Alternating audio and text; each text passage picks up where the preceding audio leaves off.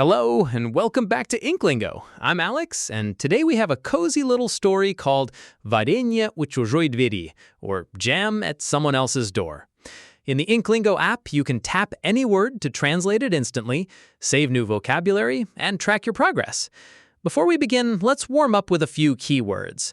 Варенье means jam, дверь means door, сосед means neighbor, улыбается means smiles, and подарок means gift. Our story follows Anya, who finds a jar of jam by her door and must figure out who left it. Let's step inside and find out together. Утро.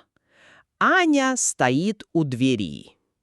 Она открывает дверь и видит банку на полу. В банке вкусное красное варенье. Аня улыбается.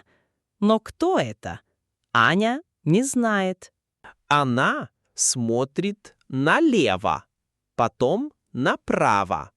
Там тихо, никто не стоит. Аня думает. Рядом дверь соседа.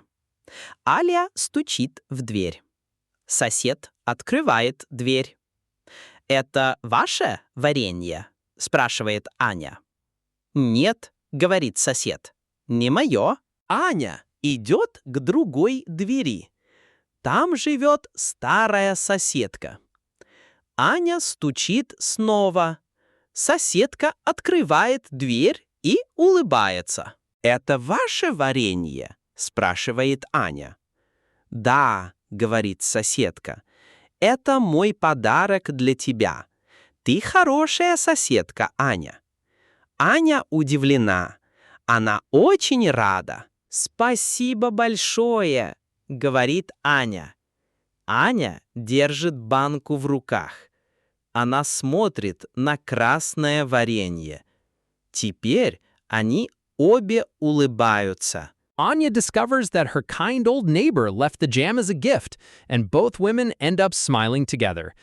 If you want to read more stories with tap to translate, word saving, karaoke highlighting, progression tracking, and many more features, check out the InkLingo app.